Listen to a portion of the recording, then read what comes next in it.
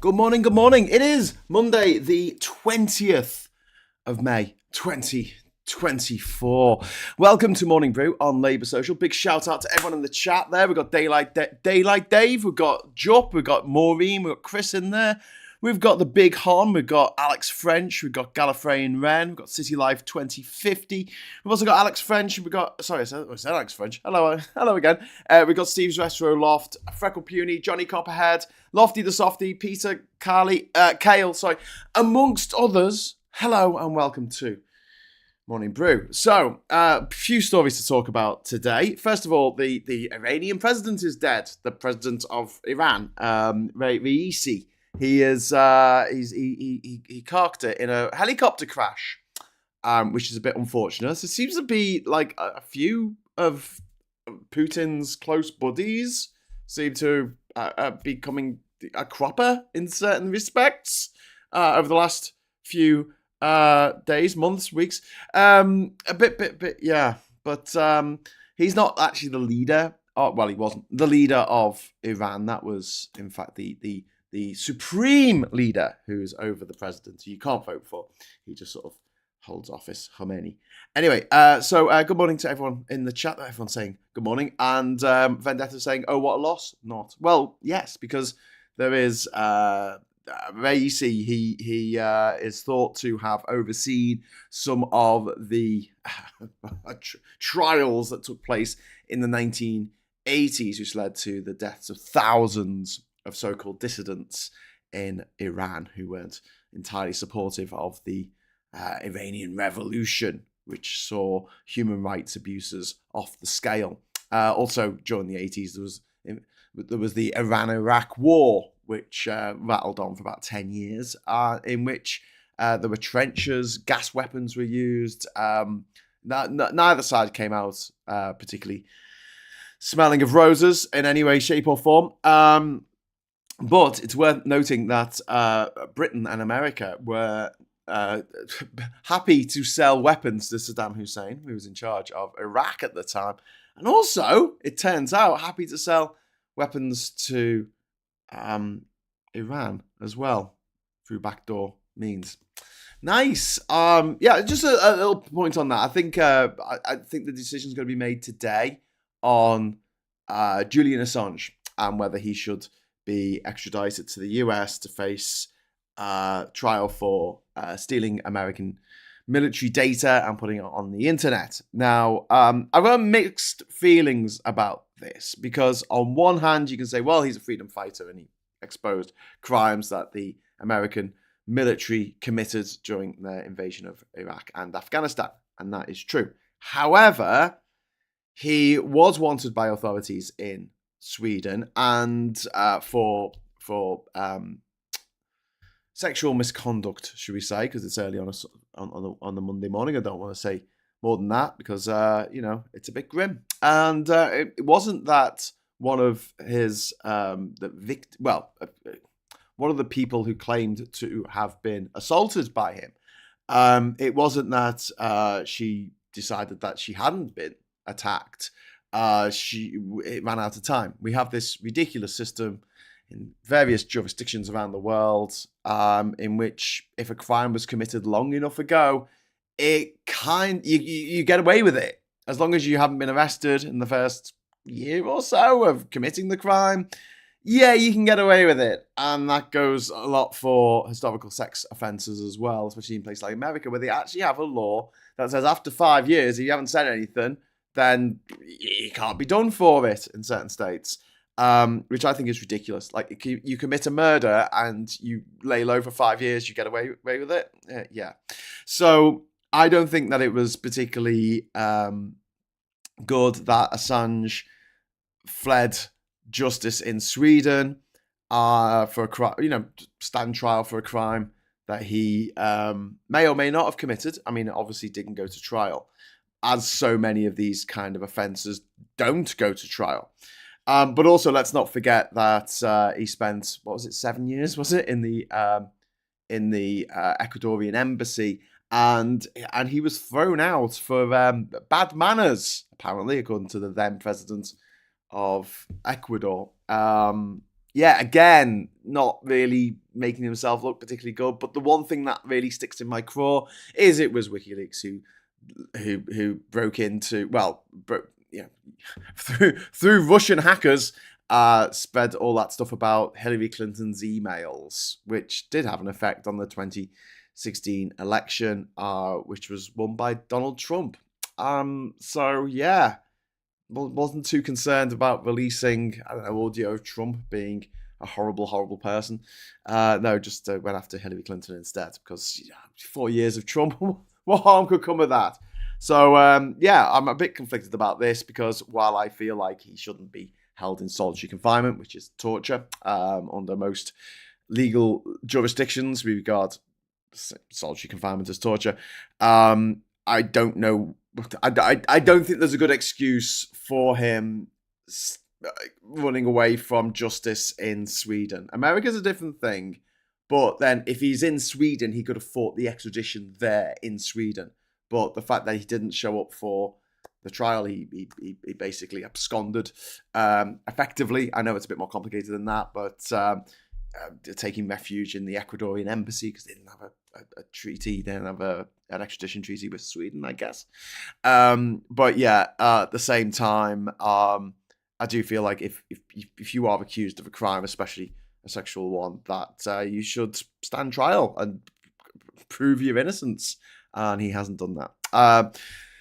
And the mad thing is that if he had gone to America, it's not like he'll face the death penalty. He'll probably get the same as Chelsea Manning, and his mate Trump probably would have got him off. As a big thank you for sorting out all those emails that were released from Hillary Clinton. The only things that came of the emails that were released, the hacked emails that were released from Hillary Clinton, were that she's really boring.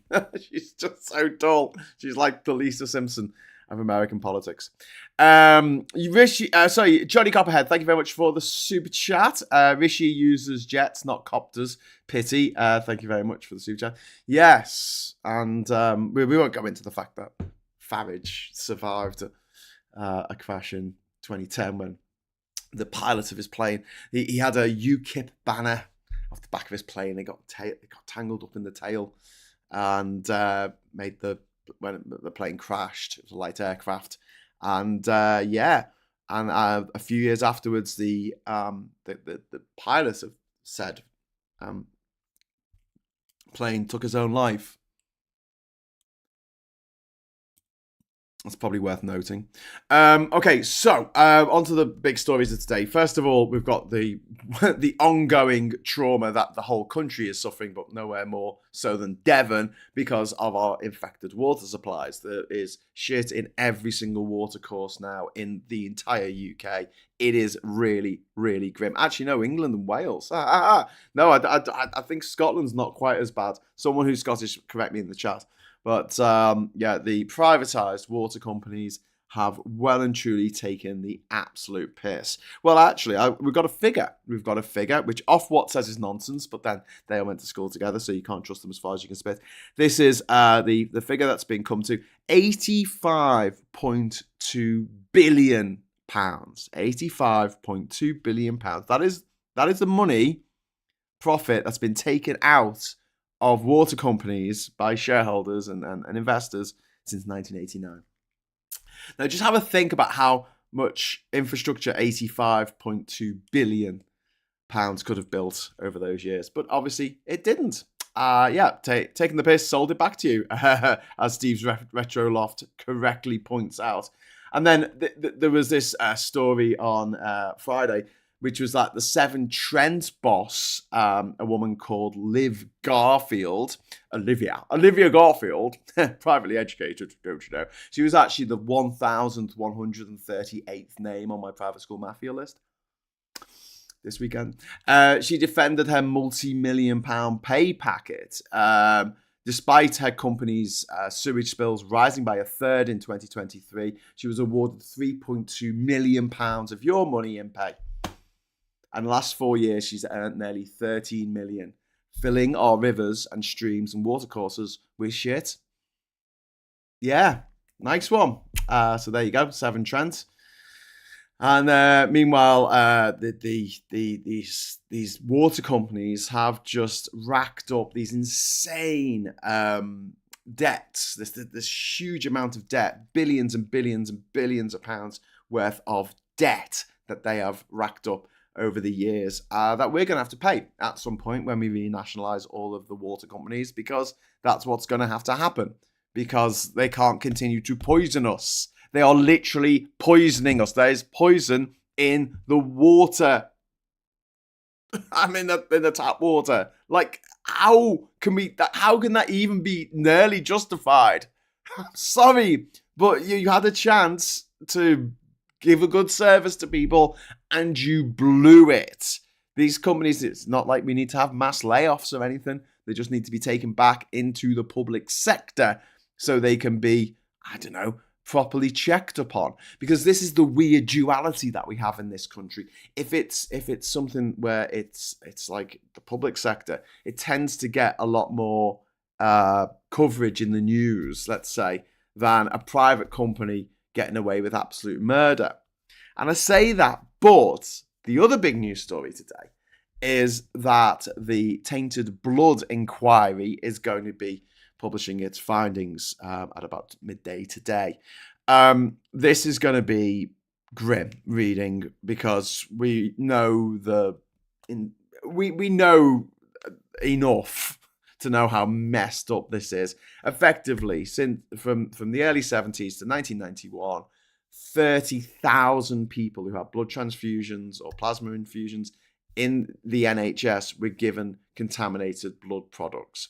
Haemophiliacs were given blood products that had come from drug users and prisoners from the United States. Women who had given birth and lost lots of blood and were given a blood transfusion, or people who had been involved in an accident were given a blood transfusion, were given blood that hadn't been properly screened for HIV and hepatitis C. And this has led to the deaths of over 3,000 people so far, and people having to live their entire life having to take antiretrovirals for HIV and also medication for their hepatitis C that was effectively given them by the health board. Now, look, excuses can be made because it was a long time ago, and the same sort of thing happened in Japan, same sort of thing happened in France, right? However, that's not the big issue here. I mean, it is. I'm not diminishing that in any way. I'm just saying it's not the big problem that is going to be revealed later today with the findings. It's the cover-up. It's the same with Hillsborough. The disaster is bad enough on its own, but what is the big problem is the cover-up. The post office scandal. The disaster, the scandal itself is bad enough, but it's the cover-up that is just absolutely shocking. Look, shit happens and it's shit, and people mess up all the time, everywhere, all over the world. And it how can we move on? How can we learn lessons if the people responsible for these disasters happening don't take any responsibility whatsoever, and their crimes are covered up by the police, by the government, by the people in charge, by successive governments? This is where we have a huge problem in this country, where the instinct of the ruling classes, the instinct of the people in power, is to pretend that something hasn't happened. They go, oh, no, that didn't happen, unless they have to.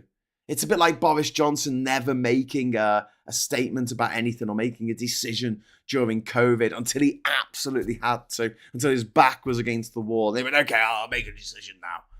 It was just the curse of everything for us to have that particular leader at that particular time in the history of our country. And that's why over 18,000 elderly people died in care homes because they were infected with COVID.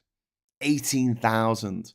And the COVID inquiry is going to take years to get through, and no one's going to be brought to justice for it. The tainted blood scandal, I don't think anyone's going to go to jail for it. Hillsborough, nobody went to jail. Not even Duckenfield, who was in charge of the match on the day. And he behaved disgracefully and was complicit in the cover-up. And yet, no sanctions whatsoever. No sanctions whatsoever. And I think the same thing's going to happen with the blood scandal. If anyone goes to jail, I will eat my hat. And that goes with a lot of the stuff that this government has done that has been against the law. That anyone else, you or I committed those crimes, we will be in jail. And then you look over the water to what's happening in America with this Trump trial, which he's probably going to get away with. And it's like hideous to see the legal system, the political system in America bend over backwards for this horrific orange blob of a man who sits there in court each day, falling asleep, shitting himself, and for some reason we're going to have this guy be leader of the free world. Yeah, it's only free if you're very, very rich. Gary Arnold, thank you very much for the £2 super chat. Really appreciated. Thank you. Morning Cap, says Gallifreyan, right? Michael Skew, I burnt my toast. I blame the illegal immigrants. Them's to blame. So another bit of news has come out today, which is actually good news for a change. That's some good news because everything's so depressing right now. Labour have made it clear that they are going to simplify the process for going in for gender affirmation. For when you want to change your gender. And at the moment, you need a panel of doctors to give the thumbs up. Labour want to streamline that and make it so it's just a single doctor who can just say, yeah, that's fine. You can start undergoing the course, which you'd have to see a doctor pretty much anyway, because any kind of transition will include having to use some medical stuff. There was a horrific story that came out a couple of days ago about a young person who had decided to try and undertake gender realignment surgery, but I don't want to go into the details of this, but basically on themselves because they were so desperate. And obviously with the reticence from anyone in the NHS these days to deal with these kind of issues, because it's been made in such this kind of treatment, I should say, not issues, this kind of treatment, because it's been made into such a big deal by people who are just horrible, by people who are just, there's no other word for them, evil. They just want kids to suffer. They want teenagers to suffer because they don't know the minds yet. You know, I'm just trying to protect them, by driving them to an early grave. Yeah, well done. Good bit of protection you're doing there. Clap, clap, clap, gender criticals. But yeah, it's absolute bloody disgrace. But yeah, anyway, good news. Labour are actually saying we're gonna make the process a lot more streamlined for people who want to change their gender. You know this is going to be met with the typical response from the Tories going on about, can a woman have a penis? Oh, God. It's so tedious, so childish. It's just, it's the sort of thing that shouldn't be in public discourse. It reminds me of the two old blokes from the Mary White's Experience, the two history professors who used to sit there making fun of each other's mums when they should have been discussing, historical events. That's what we have in government right now. That's your mum, that is. And you're like, oh my God, how are these people allowed to do what they do? Because no one's standing up to them. Who's supposed to stand up to them? The journalists, the newspapers, supposed to be holding them to account. Was it the Fourth Estate? Is that it? Yeah, journalism, newspapers. But the thing is, most of the people writing for the newspapers used to work for the Tories. Most of the people working for the Tories used to write for newspapers. They're all in it together. And even the left-wing newspapers spend all their day slagging off Labour. And it's like, guys, it's okay. We've got the Scum, we've got the Mail, we've got the Express, we've got the Spectator, we've got the Tory Graph, we've got the Times. Don't worry, we've got the anti-Labour stuff covered. We've got Elon Musk who owns Twitter now. He wants us to call it X. Not going to happen, mate. I still call Snickers Marathons.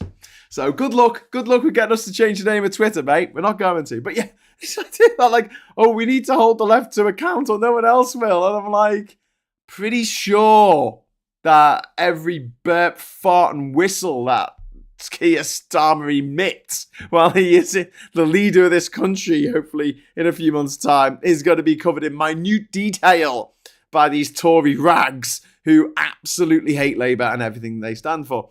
A bit like people on the left who seem to also hate Labour and everything they stand for. Bit difficult being pro-Labour these days. Oh my God. Even though Labour are set to absolutely batter the Tories in the next election, but don't take anything for granted. Right, I'm going to just jump into the chat for a moment. Gallifrey, man. They're all doing that, spouting turf nonsense, mixed messages much. Yeah, there was a meeting between Annalise Dodds and the LGB Alliance last week. And I'm like, what? What are you doing? What? Why? Like, seriously? LGB Alliance based in Tufton Street, an alliance of people who aren't necessarily lesbian, gay, or bisexual. It's just a bunch of transphobes who want to split the LGB from the T, which you can't do because it's all together.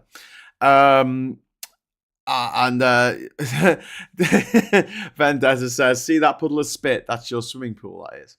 You see, when you're walking through a field, you step in a cow pat, and then you step another foot, and that goes into a cow pat as well. That's your trainees, that is. That's your new Nike Air.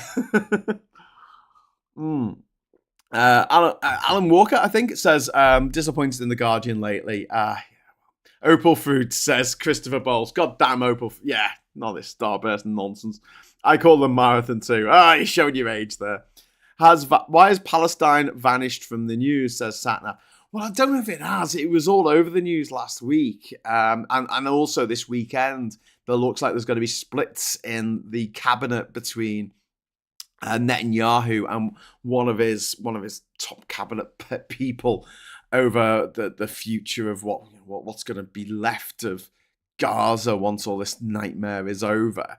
And I don't know if you saw the footage. I should have queued it up so we could watch it again. It's glorious. Gammon Box News, Cruella Braverman, little horrible psycho woman. She with the face that sank 1,000 ships. She was out in Cambridge trying to talk to protesters protesting against the war crimes that are being committed in Palestine. And none of them would talk to her. Everyone just shut up and everyone just stood there silently. And she's asking all these stupid questions. And she noticed that they had a sign saying that they needed some vegan food. And she's like, oh, vegans. And I'm like, I'm not a vegan. But if it annoys Suella, I'm thinking, actually, maybe I should go for it just to wind her up.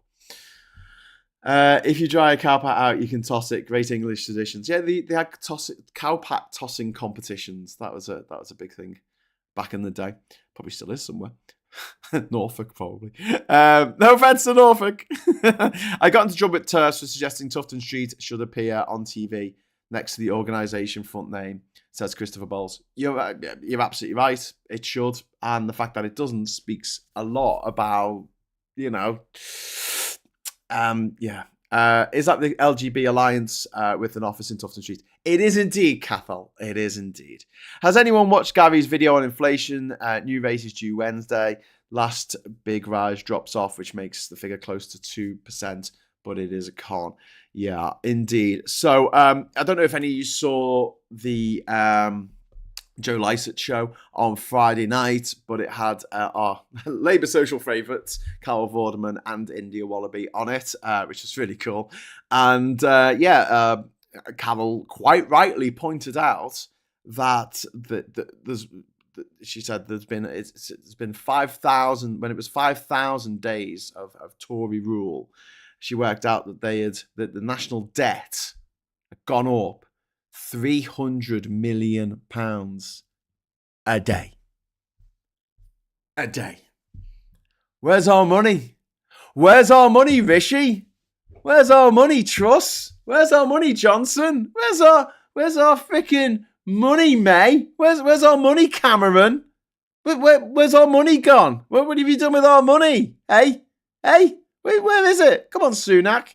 Go on, stand up. Oh, you are standing. Tell us, where's our money? Where is our money? £300 million a day for 5,000 days.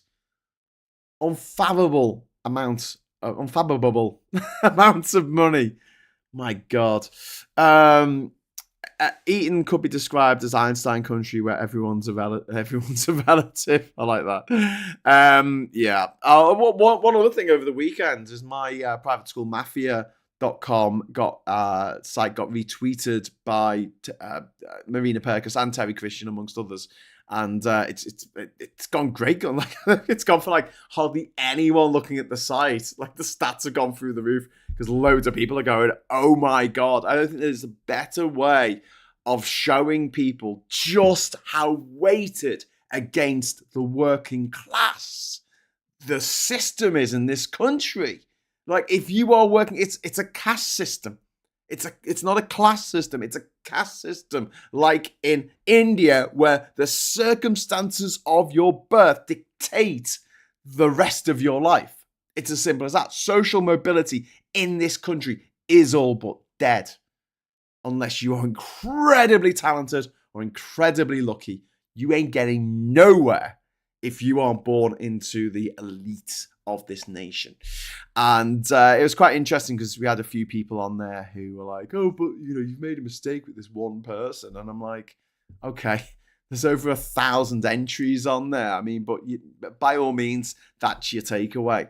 Anyway, I'm going to be discussing the private school mafia in a special edition on Labour Social, a special episode on Labour Social tonight called Kicking the Privates, which is going to be hosted by me and Terry Christian from The Word. So if you'd like to join us for that tonight, live at 8 o'clock, you are very welcome to do so. Now, it's coming up to 10 o'clock now, so I'm going to quickly just jump over to the morning papers to see what's going on in the papers. There you go. PM's apology for worst treatment disaster in NHS history. This is to do with the tainted blood scandal. That's claimed 3,000 lives. Don't forget as well, I mean, this is bad. This is pretty much as bad as it gets. But let's not forget that Boris Johnson and Matt Hancock, who's still an MP, presided over the deaths of 18,000 elderly people in care homes by purposefully infecting them with COVID. So, yeah, you can have two things that are bad at the same time. I'm not saying one's worse than the other, but worth bearing in mind that Matt Hancock is not only still a MP, he's appearing on TV shows like SAS, I'm a Celebrity, Get Me Out of Here, Onto the Ice, To Do a Dance, Baking Something with the Stars. There's a picture here of Sienna Miller, is it? And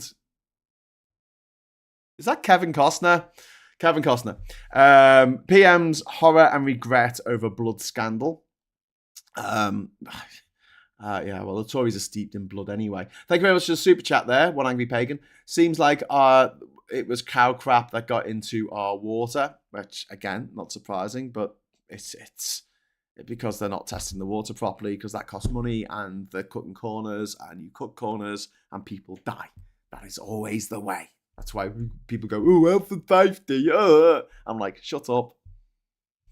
Blood on their hands. This is after decades justice in sight for thousands of families devastated by the infected blood scandal. But why did it take so long to expose the deadly government failings? Because there was a cover-up. That's why. Everyone knows there was a cover-up. Hopefully, this will all come out today. Least we can do, apology to blood scandal victims. Labour plan for gender change to be made easier. This is on the cover of the Times, which is what I was talking about before. And again, Kevin Costner there looking like the Colonel. Colonel Sanders from KFC. Iranian president feared dead after helicopter crash. Update, he is dead. Revolutionary AI trial offers breast cancer hope for millions on NHS. Reveals Sunak. Sunak, what? What's that got to do with Sunak? It's surely a scientist who's worked on the project. Is that because it's to do with AI and Sunak sees himself as a tech bro? And then there's a horrible story on the front cover of the Star about Man City winning the league again. And also on the Metro. And also there's a story in the Metro about Heston Blumenthal, the creative chef, famous for his snail ice cream, reveals that he's bipolar.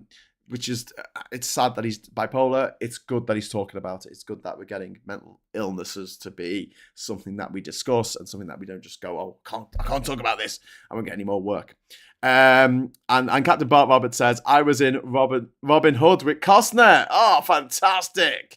You should have bought him an OS map of the United Kingdom so he could learn that halfway from the shores of the White Cliffs of Dover to Nottingham or to Sherwood Forest, you don't have to go via Hadrian's Wall. You don't have to. I'm just saying you can if you want. Just seems a bit excessive, especially in the days before the automobile. Snail porridge as well. Was that snail porridge? Sorry, I thought it was snail ice cream. It was snail something, wasn't it? Anyway, back to me. Back to Big Crime. So, thank you very much for all of the wonderful chat. Gary Arnold says, sounds good. Might be talking about the slug ice cream there. I can't afford to move outside my area and I'm a homeowner. That's from Sean. I love Terry, great bloke. Yeah, it's got to be two old Northerners bitching about the system. So please join us for Kicking the Privates tonight at 8:00. It should be funny, at least. And obviously Terry's got a lot of stories from inside the industry, which he's worked in since the late 80s. So it should be it should be a little bit eye-opening. So please look out for it. I'll be doing some advertisements. Is that the right word?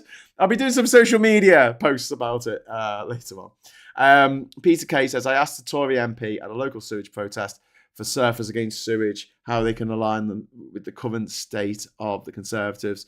To be fair to her, she had no answer. Wow. Oh, yeah, and Chris Heaton-Harris is the latest Tory to abandon the Tory ship. He's not going to be standing for re-election. I think that brings up to about 68 Tory MPs now who are not going to be standing for re-election. I think this trickle is going to turn into a flood before the election. I can't see Jacob Rees-Mogg standing again, I don't think he's going to, because he knows there's a chance that is going to be the Portillo moment, which we're all going to stay up for, to see his that smug grin wiped off his horrible, disgusting, trashy, tough face. Which I don't want him to stand down as an MP at the next election because I just want to see him beaten. I don't want to see him stand down. I want to see him beaten. Either way, I don't want him to be an MP in the next session of Parliament. Going to be quite an interesting Geoscope tomorrow night. Indeed, it is. That's Geoscope at 7:30 on Tuesdays. That's every Tuesday. That's me and Ollie. I used to work with Terry and lots of others on The Word, says Darian Destar. Well, watch it. That's quite cool. As is being in Kevin Costner's bloody movie, Robin Hood, Prince of Thieves, which I did not see at the cinema. Not because I thought it was going to be a bad movie. The reviews suggested otherwise, and obviously Alan Rickman's performance as the Sheriff of Nottingham has got into the pantheon of great performances in all film history. But I didn't see it because of that bloody song by Brian Bloody Adams. That was at number one for months. It was number one for months. You don't understand the pain. This was in the year that Nirvana was bringing out Nevermind and stuff, and they're playing this shite on the radio every time you turn it on. It's like, can you play some Nirvana? Can you play some Soundgarden, some Smashing Pumpkins? Nope. It's gonna be this and wet, wet, wet. Love is all around for the rest of time. I'm like, oh my god! And then Celine Dion came along with "My Heart Will Go On" off Titanic. I'm like, you bastards, stop it. I'm a music Nazi and this music is not good. Jacob Rees-Mogg losing would be fun, but not on the Priscilla scale. Liz Truss, on the other hand, it'd be brilliant. I chatted with Nicholas Lyndhurst about car batteries. That's some plumped up. I love this. Maybe we'll do this later. We'll have a lame to fame. Once Christopher Lee waved to me out the back of his limo. Christopher Lee. The Christopher Lee. You can't do that now because he's not with us anymore, but he waved to me. Didn't know me. I just asked Christopher Lee, waved, and he waved back. Oh, what a guy. Legend. 16 weeks. 16 weeks! It was number one. 16 weeks in the cellar. I guess I gave you quite a scare. Okay, so I'm going to head off now. I'll leave you in the capable hands of James O'Brien, if you're still listening to him. And like I say, I'll be back at 8 o'clock tonight. So if you want to join us for that, you are very welcome to do so. Thank you very much to the socialites in the chat. Thank you very much for the super chats. And give us a like on the way out. Until next time, I'll say hello, good evening, welcome, and goodbye.